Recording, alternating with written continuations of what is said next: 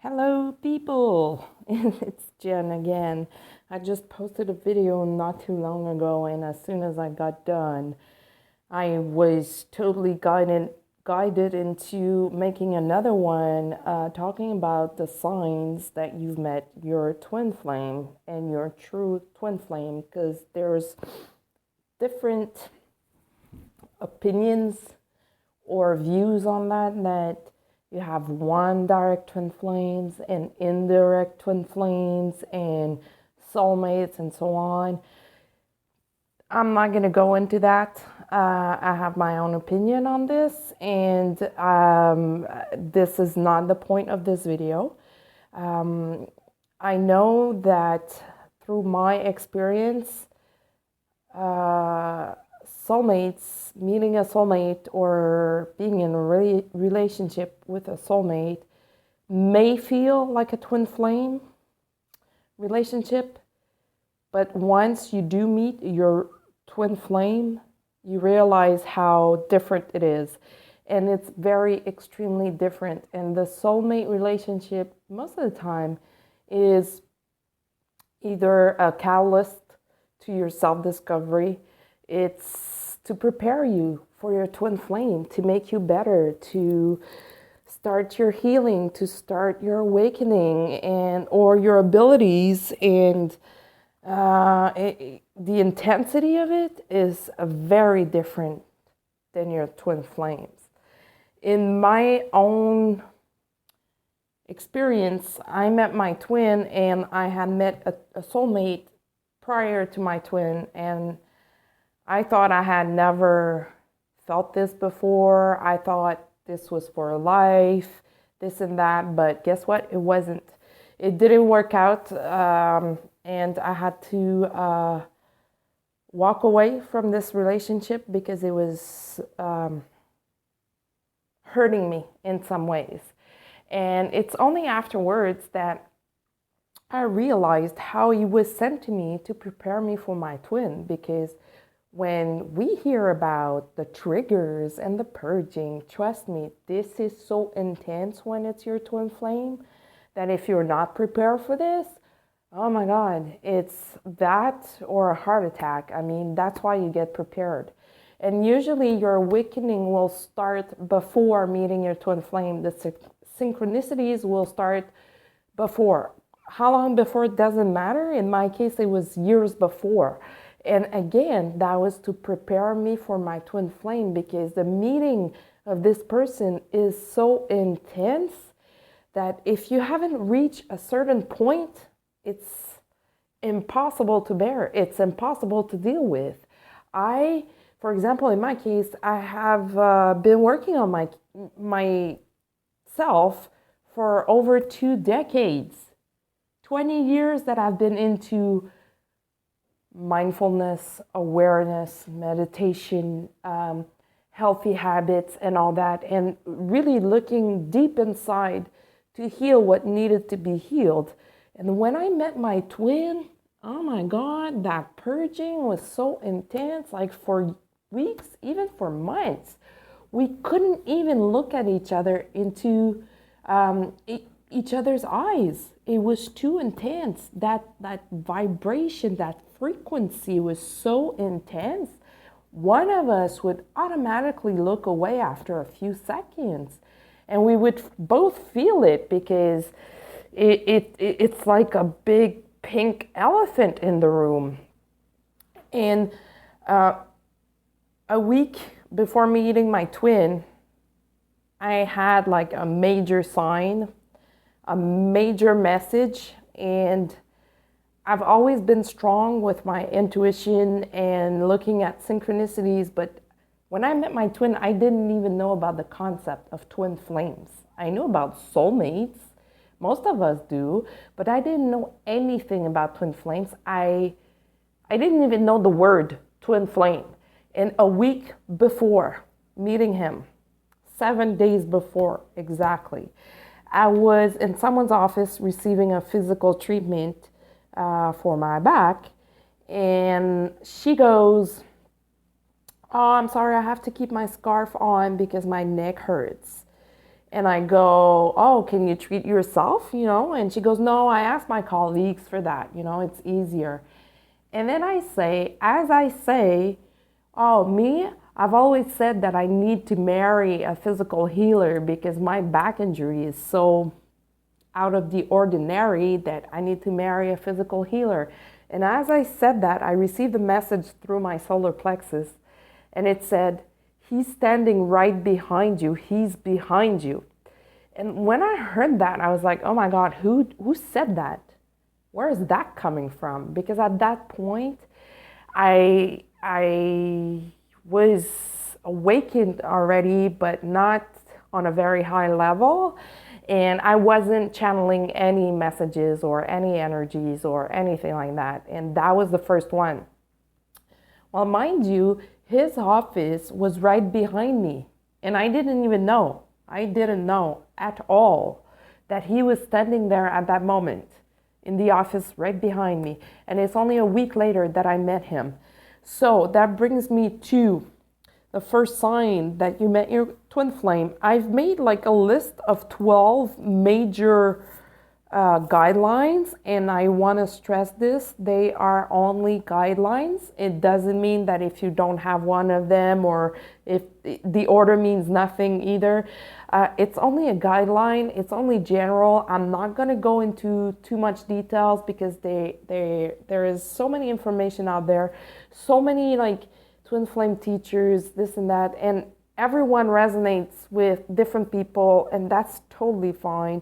All I want to say before I get into those 12 points is that be careful with what you read and who you watch on YouTube or who you listen to, because the teachers are not always who they claim to be. So just be careful with that. As far as any article or text that you may find on twin flames, also be very careful, especially with the ones with the steps and all, like the twin flame process.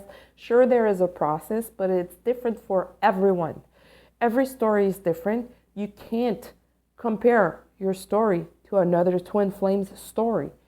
Yours is yours only, and it doesn't happen like textbook, like it's explained on some website or text. Be very careful with that. When I'm talking about the love bubble, then the separation, this and that, everybody's different, okay? And there's like the law of free will that comes into play and has a big role into this. So just be careful, don't believe everything. So the first sign that you met your twin flame is the instant recognition. I mean, that's probably one of the most common point that you will find everywhere. That recognition is undeniable. You just know through your solar plexus. I knew immediately when I looked into his eyes. I used to describe it to other people like I could see behind his eyes because I didn't have the words to explain that feeling. But that feeling was soul recognition. That's what it was. And it immediately inside of me, it went, oh my God, it's you. I found you. Hi, baby. And like I said, I didn't know nothing about twin flame, so I didn't know what that was. And looking into his eyes, I just knew. And I never doubted 1 minute, 1 second that he is my twin flame. Never. So having doubts or just asking yourself, is he my twin? To me, that could be a sign that he's not, that he's just like a divine partner, a soulmate. He's there to support you, to help you in this lifetime, to teach you a lesson, to complete a soul contract or whatnot. That recognition is undescribable. I'm sorry. It can't be explained with exact words because it's a feeling, it's a vibration. It's like the time stops and like everything aligns, and it's very powerful. Seriously. Second point is feeling of coming home. That feeling you may have right away, or it may come later. That's my opinion. Again, I don't claim to have the truth. I'm talking based on my own experience, and I have met my twin about a year ago in the physical. But prior to meeting him, I had signs that it was coming. Like I said at the beginning of the video, synchronicities start before, the awakening start before. I have been awakening for more than a decade, and the synchronicities were becoming stronger and stronger and stronger until I met him, and then they completely changed. The message started changing, but anyway, I'll get into that in point 5. So back to the feeling of coming home, especially like if the first time you meet, you touch your twin physically, you will know what I'm talking about. That feeling of inner peace, of calmness, of relief, of, I'm finally home. This feels like home. Where have you been all my life, baby? This is the kind of feeling I'm talking about. If you don't have that, or if it comes like a year or 2 years or 3 years later, I doubt it's your twin, because usually everybody that I heard talking about this feeling say the same thing. It's pretty much at the beginning of it. It's pretty rare that you don't know, that you don't have that feeling. It can happen, but anyway. Point 3, Kundalini rising. This can start before, but it kind of stops. It makes like 1 or 2 or 3 laps type of thing, and then it stops. It just becomes dormant, like sleeping, until it gets awakened again. And only your twin can do that. Only your twin can do that for you. And that comes with a burst of energy. I'm not saying it's going to happen right in front of your twin. You will feel it internally. That's what I felt internally. But when I got home and on the days following my meeting with my twin, it kept on rising and rising, and my energy completely changed. My entire world changed. It's as if I was looking at life through really, really, really dark tinted sunglasses, and all of a sudden I'd be wearing pink tinted glasses type of thing. I was dancing and singing all the time. Those are 2 things that I love doing, even though I don't sing well. I dance very well, but I really don't know how to sing, and I don't care. But that Kundalini rising kept me up at night for many, many nights in a row, like weeks, even months. And during daytime, it was an explosion of love, of high vibration. And it kept on rising and rising and growing and growing and growing. And that's why you have to be prepared for that, because if your body is not prepared, or if you're mentally not prepared for this, it can be very traumatizing. Even though it's a good thing, it could be traumatizing, because you're like, where is this energy coming from? How come I'm like that? Am I, hyperactive all of a sudden? And it's very different. And I was a very positive person before that. So imagine what happened after meeting him. Point 4, psychic abilities explosion. That could be a lot of different things. I'm not saying that all twins become like psychics or like mediums or stuff like that, but your senses and your intuition, they just explode. They totally go off the roof. You start communicating with your twin through your heart center, through telepathy, through mental messages, and mental messages received through the solar plexus. Your energy becomes totally different, and your intuition just like opens up, like a veil has been lifted type of thing. So you're more aware of messages that are being sent to you. That's where you also start being tested to see which of your senses is the strongest. Are you a clairvoyant, clairaudient, clairsentient, this and that? In my case, I'm clairsentient, I'm clairvoyant. I'm pretty much all of those clair words, but I don't attach too much attention to it, Because what I've came to realize is that when they decide to send you a message, they will find a way to get it to you through either of your senses, and it's usually according to what you're doing at that moment in your physical life.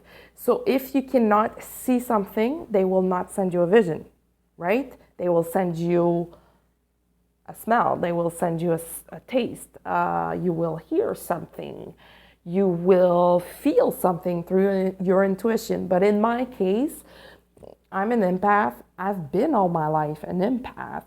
It's just that I didn't know I was, because these are not stuff that are explained to us. It wasn't explained to me anyway. And I've always felt stuff, always. I just didn't know that, not everybody was like that.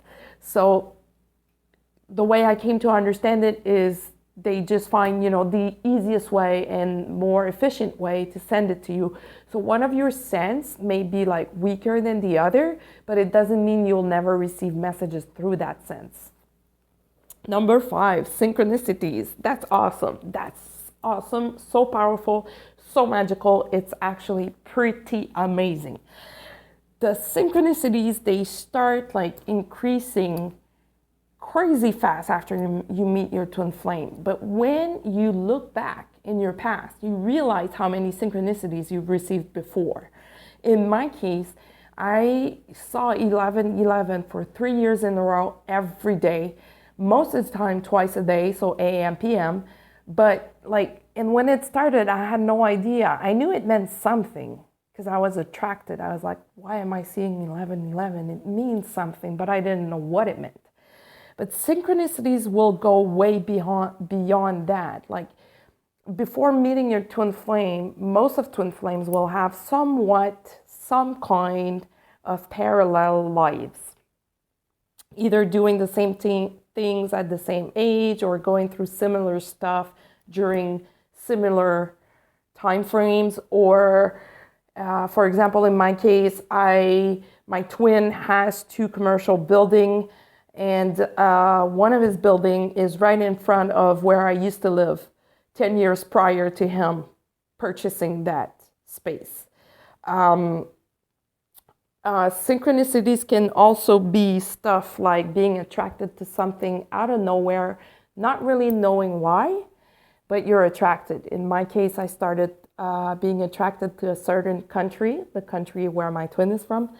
I started eating like those people without knowing why, not on purpose, It's just one morning, one day I woke up and I was feeling like eating this and that, and my entire habits started changing. I started watching movies from this country too. I've always liked movies from this country, but it was stronger, it was increasing. And I was very curious about the habits of people living there. And after you meet your twin flame, once you two have met in the physical, the synchronicities are just beyond believable. They will increase, they will show up in different ways through messages on people's shirts, on trucks, on billboards, through numbers, the time, car plates, phone numbers on ads. They will show up through, like I said in my previous video, dressing the same way, listening to the same music at the same time, and without discussing it with your twin, it just happens. Or hearing their name, like my twin has a very unusual name for the country where I'm in, which is Canada. And after meeting him, that happened actually a few months after meeting him, I was at work and I was watching a training. And as the trainer is speaking to the trainee, he goes, okay, we're going to listen to a few phone calls that you made this week so we can see hear the progress and talk about it. And he has about 10 phone calls, recorded phone calls that he can listen to. And he picked one, but really that could not be more of a synchronicity. And the guy, the client that was recorded on that call had the same name than my twin. And prior to that, I was sitting there and I was listening to him and I was sending love to my twin, saying, "Oh, I love you. I hope you're having a good day." And then he goes, "Oh, we're going to listen to that call." And he says my twin's name. Like, that's beautiful synchronicity. And I really need to explain that sometimes the synchronicities, like, people don't know where they come from. It's just what I've came to understand is that they're there. They're all around us. It's just that we don't look for them. And the guides, the spirits, and the angels, they use our intuition to make us look for them. When you're guided to look left, when you're supposed to be looking right, when you're guided to look at the time when you don't need to, that's where synchronicities happen. It's something you can't explain. It just happens. You're guided to look there. You're guided to do certain stuff, to go to certain places, to watch certain shows or whatnot. It goes to that extent. Number 6, healing and triggers. So when you meet your twin, it means that you're ready to heal yourself on a deeper level that you've ever been. And those levels are physical, emotional, spiritual, mental, and family stuff, generational stuff. I'm sorry, past life stuff. It means that you're ready to heal all of that. And that's extremely demanding. It's very hard. It takes a lot of strength, courage, and you need to be very humble about it. In my case, for many years, I had started my healing before meeting my twin. I had a lot of things to heal, a whole lot. But when I met him, I was able to access those levels that I couldn't before. It's like they were closed to me. And as soon as I met him, he was able to unlock these for me. I was able to go through different past lives. I was able to go through places where I wasn't able to go. I just wasn't. So yeah, that healing is different for everyone again. So please take what resonates with you, with what I'm saying. I'm not saying that it applies to everyone because everyone's different. Everyone has a different story as well and different reactions. But that healing is the most important part, is for you to let go of